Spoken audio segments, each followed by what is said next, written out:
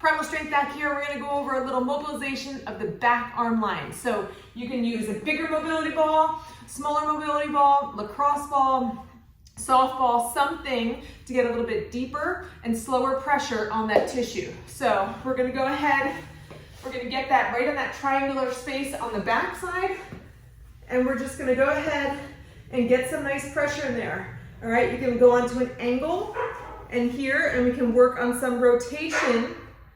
As we're working through, we can start to slide onto that back of the scapula there. So below the spine of the scapula, in that meaty part, we're gonna go ahead, have the ball there, and you're just gonna go and do some overhead reach. When you get to the top, a little internal rotation, all right? Play around, find the spots. You'll find that tender spot. Once you get there, I want you to hang out there. Take a deep breath in. Let it kind of sink into it.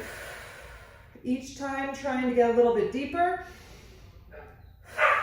We can work into the armpit. So you're gonna get towards that lat and tricep where that triangular spot where it crosses over.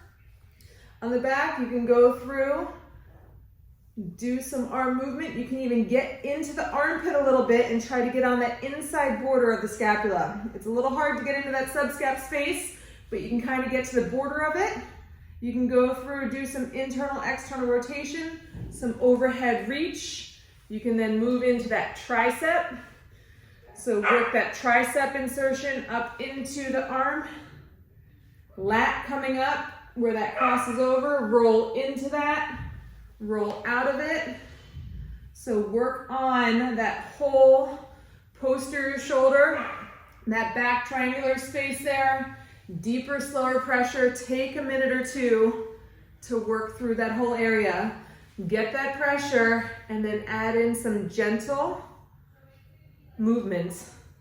Make sure you don't forget to get that internal and external rotation as you work that back of the shoulder.